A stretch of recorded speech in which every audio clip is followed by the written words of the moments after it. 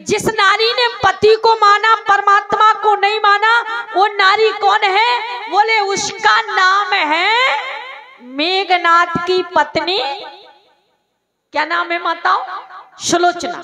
जिसने पति को माना परमात्मा को नहीं माना, उसको अपमान था, उसका सुहाग अमर होकर के भी उजड़ गया।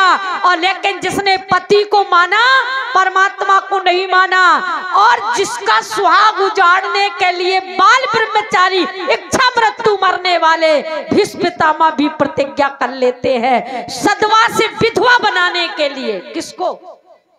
नाम क्या है उसका? द्रौपदी। द्रौपदी को सदवा से विधवा बनाने के लिए। ध्यान देना मेरी माताओं, लेकिन द्रौपदी को सदवा से कोई विधवा नहीं बना सकता है, क्योंकि जब मैं सिर्फ उदाहरण दे रही हूँ, कथा नहीं सुना रही हूँ, उदाहरण ये दे रही हूँ कि जो नारी पति को मानती है परमात्मा को नहीं मानती है, वो सदवा से विधवा हो जाती है। और जो नारी पति और परमात्मा दोनों को मानती है, इच्छा मृत्यु मरने वाले भीष्म पितामह की प्रतिज्ञा कभी टलती नहीं है, लेकिन प्रतिज्ञा लेते भीष्म पितामह कि कल का सूरज डूबेगा। कौरवों के योद्धाओं ने कहा, महाराज रोज हमारे योद्धा क्यों मारे जाते हैं? हमारे घर की बहू रोज क्यों विधवा होती है? पांडवों के घर की बहू क्यों नहीं विधवा होती है? भीष्म पितामह ने प्रतिज्ञा कर ली कि कल के सूरज डूबेगा तो कौरव के घर की बहू नहीं बल्कि पांडवों के घर की बहू विधवा होगी। तेरी प्यारी माताओं, आपसे पूछना चाहती हूँ, भीष्म पितामह ने प्रतिज्ञा कर ली, और जिस नारी को 24 घंटे पहले पता चल जाए आज मैं सदवा हूँ कल मैं विधवा हो जाऊंगी, उस नारी की भोजन तो छोड़िए माताओं, वो नारी पानी भी ग्रहण नहीं करती है। मेरी माताओं, द्रौपदी के कानों में झनक पड़ी, आज मैं सदवा हूँ कल मैं विधवा हो जाऊंगी। द्रौपदी का रोते रोते आंचल भीग गया, और द्रौपदी का रोते रोते जब आंचल भीगा, द्रौपदी के 5 पति जब राउटी में आए, द्रौपदी ने 5 पतियों को भोजन बनाया, भोजन कराया, शयन के लिए बिस्तर भी लगा दिए, रोते रोते। इसके बाद जब सब कुछ हो गया, द्रौपदी राउटी के कोने में बैठकर फपक कर रोने लगी, हे भैया, अगर आज आपके रहते हुए आपकी बहन विधवा हो जाएगी तो संसार में कोई आपको भाई का रिश्ता देने वाला नहीं है। द्रौपदी का अभी तो रोते रोते आंचल भीगा था माताओं, अब द्रौपदी की साड़ी भीग गई और रोने लगी, हे कन्हैया, हे मधुसूदन, हे देवकी नंदन, हे जशोदा नंदन, हे बांके बिहारी, हे गोवर्धन गिरधारी। जब इतने नाम लिए तो ठाकुर जी को उतने ही रूप बनाने पड़े। यदि एक बार कह देती जशोदा नंदन आ जाओ तो भगवान तुरंत आ जाते। देवकी नंदन, गोवर्धन गिरधारी, बस कितने जितने नाम लिए भगवान को सब रूप बना करके, जैसे ही द्रौपदी के राउटी में प्रवेश किए, राउटी में जैसे ही कन्हैया प्रवेश किए, क्या देखे कि अर्जुन तो भोजन प्रसाद पाकर के चद्दर ओढ़ करके सो रहे हैं, और जैसे देखा अर्जुन सो रहे हैं और मेरी बहन द्रौपदी कुटिया के अंदर रो रही है, और उसकी तो पूरी साड़ी भीग गई मेरी माताओं रोते रोते। अब जैसे ही कन्हैया जैसे ही अर्जुन की राउटी में पहुंचे, देखा अर्जुन सो रहे हैं, कन्हैया ने चद्दर उघाड़ा और कहने लगे, तुम सो रहे हो, तुम्हें पता नहीं कल भीष्म पितामह ने क्या प्रतिज्ञा की है, तुम्हें इसकी तनिक भी चिंता नहीं है, उठो। तो कन्हैया के तुरंत चरणों में गिर गए अर्जुन और कहने लगे, हे कन्हैया, हे माधव, हे मधुसूदन, जिस भीष्म पितामह की प्रतिज्ञा की रक्षा करने के लिए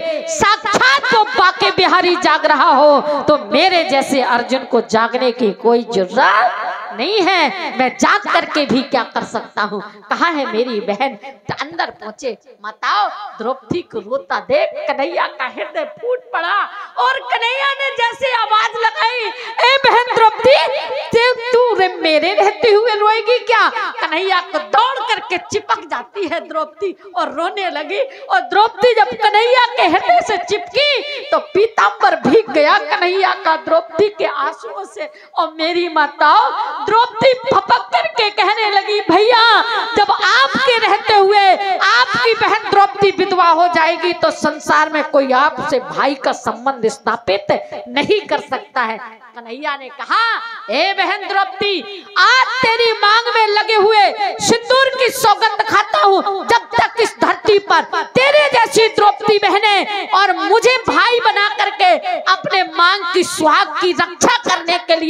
फुसफुलाती रहेगी। मुझे एक अवतार तो क्या, मुझे हजारों अवतार लेने पड़े तो मैं लूंगा, लेकिन द्रौपदी जैसी बहन का कोई सुहाग उजाड़ नहीं सकता, उजाड़ने दूंगा भी नहीं मेरी माताओं।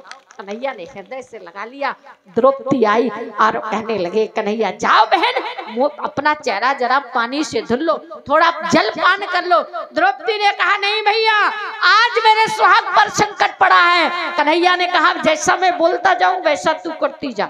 द्रौपदी गई, थोड़ा सा चेहरा धोया और धोने के बाद कन्हैया ने कहा, तुरंत बढ़िया साड़ी पहनो। द्रौपदी ने कहा, भैया जिसके सुहाग पर संकट हो वो भला साड़ी कैसे पहन सकती है? कन्हैया ने कहा, जब मैं हूँ तो तुम्हें चिंता करने की क्या जरूरत, जाओ साड़ी पहन करके आओ। द्रौपदी बेचारी ठीक ठाक साड़ी पहन करके आई। कन्हैया बोले, जाओ एक साड़ी और लेकर के आओ। द्रौपदी ने कहा, भैया मेरे पास इतना टाइम नहीं है कि मैं 2 साड़ी लेकर कहीं मेहमानी करने चलूं, मैं कहीं जाने वाली नहीं हूँ। कन्हैया ने कहा, नहीं नहीं मेरी बहना, एक साड़ी तुमने पहन ली, दूसरी साड़ी लाओ। द्रौपदी ने कहा, किस लिए? कन्हैया ने कहा, वो साड़ी मैं पहनूंगा। द्रौपदी ने कहा, आज तक मैंने पुरुषों को साड़ी पहने, आपके गांव में कभी कोई पुरुष साड़ी पहनता है? कन्हैया ने कहा, द्रौपदी से दूसरी साड़ी लाओ, मैं पहनूंगा। द्रौपदी ने कहा, मैंने कभी पुरुषों को साड़ी पहने नहीं देखा है। तो द्रौपदी ने जब कहा मैंने पुरुषों को साड़ी पहने नहीं देखा, तो कन्हैया ने कहा, याद करो एक बार भगवान शंकर ने भी साड़ी पहनी थी ना, और कैसे पहनी थी? बोले, एक दिना भोले भंडारी बन के सुंदर नारी बिरज में आ गए, हाँ बिरज में आ गए। एक दिना भोले भंडारी बन के सुंदर नारी बिरज में आ गए, हाँ बिरज में आ गए। पार्वती भी जय हो, आज पार्वती भी मना के हारी, ना माने त्रिपुरारी बिरज में आ गए, हाँ बिरज में आ गए। और बोले पार्वती से बोले, हो पार्वती से बोले, मैं भी चलूंगा तेरे संग में, तेरे संग में। पार्वती ने कहा, आप क्या करेंगे भोलेनाथ? बोले, राधा संग श्यामा नाचे, राधा संग श्यामा नाचे, मैं भी नचूंगा तेरे संग में, तेरे संग में। पहन के जूड़ा, बांध के जूड़ा, पहन के साड़ी, चल चले मतवाली बिरज में आ गए, जय हो बिरज में आ गए।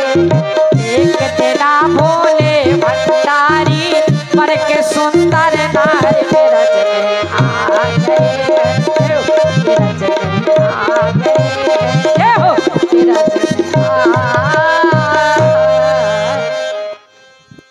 कन्हैया ने कहा, मैं भी साड़ी पहनूंगा, द्रौपदी जल्दी आओ। द्रौपदी जल्दी से साड़ी लाई, कन्हैया को पहनाया। कन्हैया ने कहा, ठीक लग रहा हूं ना? बोले, हाँ हाँ कुछ कुछ तो ठीक लग रहे हो।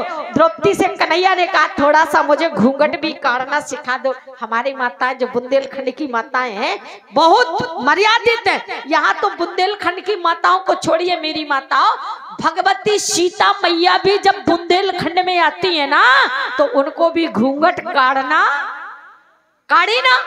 बहुरे बदल विधि अंचल ढाकी, और पिए तन चिताए भौए कर बाकी। उन्होंने भी आंचल से अपना सर ढाका है। मेरी माताओं, कन्हैया ने कहा, अरे बहन मुझे जरा घूंघट तो काट दो।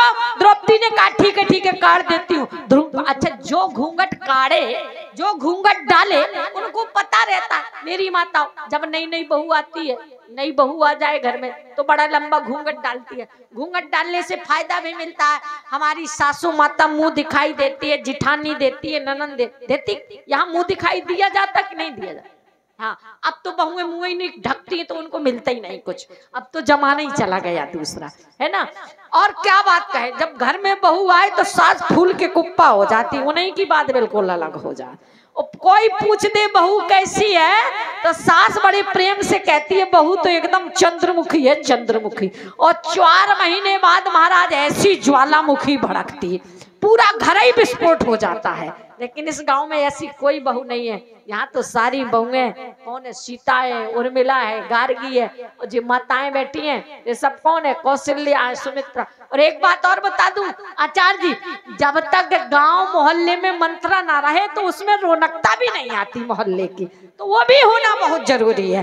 तो अगर एक आध दो हो तो मैं उनको भी प्रणाम करती हूँ माता, बुरा मत माने। बस अंतिम निवेदन करने जा रही थी, कन्हैया ने घूंघट डाल लिया। अब उनको तो पता ही नहीं था कि आगे का सिस्टम कितना करना पड़ता है, पीछे का कितना करना पड़ता है। कन्हैया ने घूंघट काढ़ा और कहने लगे देखना मैं जरा शर्मा के चल रहा हूँ, ये बताओ मैं एकदम दुल्हन लग रहा कि नहीं लग रहा। और कन्हैया ने घूंघट काढ़ा और आगे को निकले और खींचते गए तो पीछे की घुंघराली बालकनी दिखाई देने लगी। द्रौपदी ने कहा ये क्या कर रहे हो, बोले पहली बार घूंघट डाला था उसका सिस्टम नहीं बना, ऐसा करना अब फिर से डाल दो, मैं ऐसी गलती नहीं करूंगा। कन्हैया को बड़ा सुंदर घूंघट डाल दिया।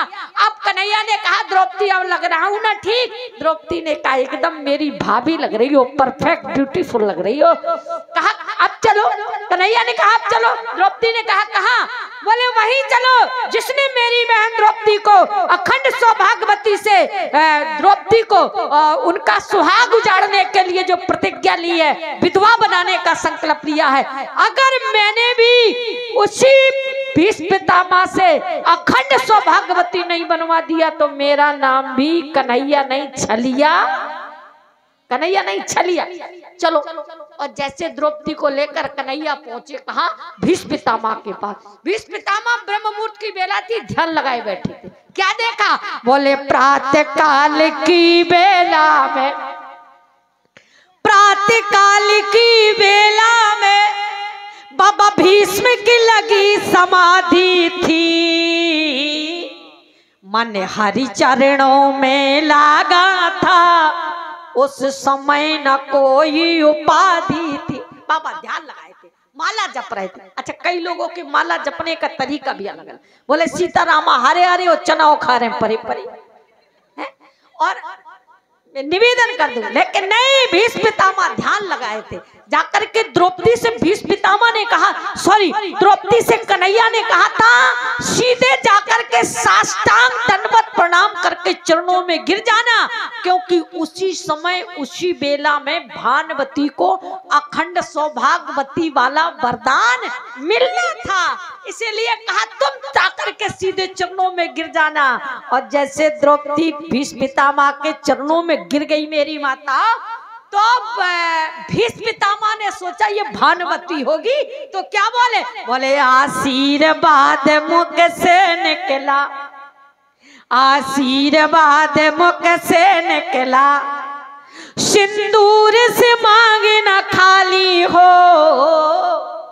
आशीर्वाद में देता हूँ तू वीर कुमारों वाली हो। द्रौपदी ने कहा अब तो अखंड सौभाग्यवती वाला आशीर्वाद मिल गया है, अब कोई डर नहीं है। भीष्म पितामह का आशीर्वाद पाकर के द्रौपदी ने सोचा जरे बूढ़े बाबा को सावधान भी कर देना चाहिए।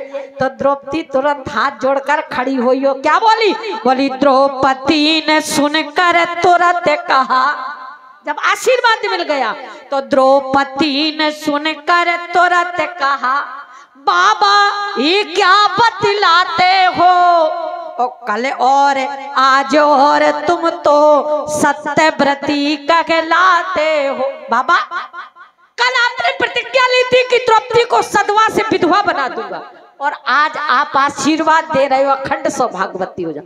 तो द्रौपदी ने कहा भीष्म पितामह से कि हे गुरुदेव, कल वाली प्रतिज्ञा पूरी होगी कि आज वाला आशीर्वाद पूरा होगा? कल वाली प्रतिज्ञा पूरी होगी कि कौरव के घर की नहीं, पांडवों के घर की बहू विधवा हो जाएगी, कि आज वाला आशीर्वाद अखंड सौभाग्यवती भवा बेटी? अब हुआ क्या, जैसे भीष्म पितामह ने सुना तो भीष्म पितामह का ब्लड प्रेशर लगता है हाई हो गया होगा। कैसे? बोले कर से माला छूट गई, जिस माला से भजन कर रहे थे, बोले कर से माला छूट गई और आया हो से पितामह को, बतला दे बेटी कहाँ छुपा तुझको यहाँ लाने वाला। वो मतलब आचार्य जी पुल्लिंग हो गया। अगर स्त्रीलिंग होता तो बोलते वो तू किसके साथ आई है, बोले वो कहाँ है जिसके साथ तू आई है। द्रौपदी ने सोचा ये तो बड़ा गड़बड़ हो गया, बाबा पहचान तो नहीं गए। बोले भीष्म पितामह ने कहा बेटी तू किसके साथ आई है। द्रौपदी ने तड़ से कह दिया बाबा मैं अपनी सहेली के साथ आई हूँ, क्योंकि कन्हैया ने कहा था बाबा तुझसे पूछेंगे कि किसके साथ आई हो तो कदापि मत बताना कि मैं कन्हैया के साथ आई हूँ, ये कह देना मैं अपनी सहेली के साथ आई हूँ। कन्हैया द्रौपदी से भीष्म पितामह ने पूछा बेटी तू किसके साथ आई है। द्रौपदी ने कहा बाबा मैं अपनी सहेली के साथ आई हूँ।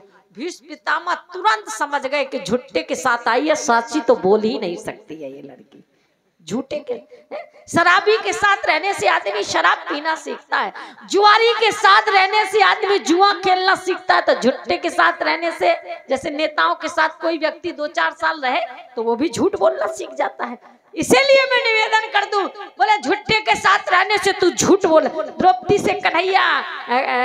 से भीष्म पितामह ने कहा बेटी तू किसके साथ आई है। बोली मैं अपनी सहेली के साथ आई हूँ। भीष्म पितामह ने कहा बेटी मैं तेरी सहेली का दर्शन करना चाहता। अब अभी तो भीष्म पितामह का बीपी हाई हो गया था, अब द्रौपदी का बीपी लो हो गया है। बोले बेटी मैं तेरी सहेली का दर्शन करना चाहता हूँ। तो द्रौपदी ने कहा बाबा मेरी सहेली जरा है ना वो बड़ी शर्मीली है, वो पुरुषों से नहीं मिलती है, वो पुरुषों से नहीं मिलती है। द्रौपदी से कहा कि मेरी सहेली पुरुषों से नहीं मिलती है बाबा। तो भीष्म पितामह ने कहा तेरी सहेली नहीं मिले तो कोई बात नहीं, मैं ही जाकर के मिले लेता हूँ। द्रौपदी ने कहा बाबा गलत हो जाएगा क्या। बोले आप बाल ब्रह्मचारी हैं, आपका ब्रह्मचर्य व्रत खराब हो जाएगा, टूट जाएगा। भीष्म पितामह ने कहा हाथ जोड़ करके बेटी अगर तेरी जैसी सहेली को देखने से भीष्म पितामह का ब्रह्मचर्य टूट जाए तो मुझे परवाह नहीं, पर मैं तेरी सहेली का दर्शन किए बगैर रहने वाला। बोले बाहर जाकर जोगी देखा तो बाहर का बेस निराला था और पीतांबर का घूंघट काढ़े वो खड़ा मुरलिया। पीतांबर का घूंघट डाले वो खड़ा बांसुरी बाला था। तो भीष्म पितामह ने क्या कहा। बोले हे द्रौपदी सुता मेरी बेटी। भीष्म पितामह आशीर्वाद देते हैं हे द्रौपदी सुता मेरी बेटी अब जाओ विजय तुम्हारी है और पतियों का बाल न बांका कर सके कोई जब रक्षक कृष्ण मुरारी है, जब रक्षक कृष्ण। लेकिन करना क्या है। बोले ये कई धारा में एक व्रत ने माँ और काये बचन मन पति पद प्रेमा। मेरी माताओं पति की सेवा करने से शक्ति और परमात्मा की सेवा करने से, परमात्मा के समर्पण होने से भक्ति, और जिस नारी के जीवन में शक्ति और भक्ति का मिश्रण हो जाता है उस नारी का सुहाग उजाड़ने के लिए भीष्म पितामह क्यों ना प्रतिज्ञा ले ले, लेकिन उसको कोई विधवा, और जिस नारी की शक्ति रहेगी उस नारी का पति भले ही इंद्र को जीतने वाला क्यों ना हो लेकिन उसको कोई सधवा नहीं बना सकता। इसलिए मेरी माताओं कथा सुनने के बाद, संतों की बाणी सुनने के बाद, सम्मेलन का कुछ अगर ग्रहण करना है तो एक ही बात ग्रहण कर लो मेरी माताओं, प्यारे बंधुओं। सबसे पहले आपको निवेदन करती हूँ, हर घर में राम राज लाना चाहते हो तो सबसे पहले राम आपको बनना पड़ेगा, तब आपकी पत्नी सीता बनेगी। ऐसा नहीं बेबिचारी सीता बन जाए और तुम अद्धा लगाए होते घूमो तो तब नहीं बात बनेगी। पहले आपको राम बनना पड़ेगा। एक है जननी समझाना पर नारी, ऐसा नहीं कि जी पौआ लगा ले और भैंसिया की पूछ के कहे पप्पू की मम्मी तुम इतिया खड़ी हो, तब नहीं बनेगा। कब बनेगा? बोले जननी समझाना पर नारी, धन पराए बिस्ते बिस्भारी, मोयत से प्रतीत मन केरी, तो जिम सपना पर नार नहेरी। तो मेरी माता आपका दायित्व है, एक ही धर्म एक व्रत नेमा, काय बचन मन पति पद प्रेमा, उत्तम के यश बस मन मागी, सपने उवान पुरुष जगनागी। ऐसा नहीं, आपको समाज के लोगों की जरूरत है, आप समाज के लोगों के साथ नहीं चल सकती है। बिल्कुल चल सकती है। वो कैसे चलेंगी आप? बोले मध्यम परिपति देखो कैसे, भ्राता पिता पुत्र निज। अब बेचारी माता जबरदस्ती ना बैठी रहे, खड़ी हो जाए तो कहें कि जी सूप ना खा खड़ी हो गई। इसलिए आचार्य जी थोड़ा इनका भी धैर्य बनाए। आइए कभी समय मिलेगा। हाँ, मैं आपसे कल वाली बात तो कहना भूल ही गई, मैं कल आपके समय पर नहीं आ सकी, मेरे सामने कुछ समस्याएं थी। मैंने भैया को फोन करके बताया था, इन्होंने कहा नहीं भाई मेरी बात खराब। मैंने कहा भाई रामानंद जी महाराज, मैं आपकी बात खराब नहीं होने दूंगी, कल चाहे मैं आपके यहाँ 4 बजे आऊं। तो चलिए, मैं आपसे कल नहीं आ सकी, मेरी माँ का स्वास्थ्य खराब था, मैं इस कारण से मैं आप सबके लिए इसलिए क्षमा चाहती हूँ प्लीज। और आपसे निवेदन करती हूँ, आप संतों की वाणी सुनने के पश्चात, बस संत लोग यही कहा करते हैं, लगा सको तो बाग लगाओ पर आग लगाना मत सीखो, मिला सको तो भाई मिलाओ पर जहर मिलाना मत सीखो, उठा सको तो गिरे उठाओ पर और गिराना मत सीखो। यही संतों की वाणी है। पुनः अपनी वाणी को महाराज श्री के पावन चरणों में श्रद्धांजलि और नमन करते हुए वाणी को विश्राम देती हूँ। 2 बार भगवान का चलते चलते नाम ले, वाणी को विराम। सभी लोग बोलेंगे जय सिया राम, जय जय सिया, जय सिया राम, जय जय राम, जय सिया राम, जय जय सिया राम, जय सिया राम, जय जय सिया राम। बोलिए राजा रामचंद्र भगवान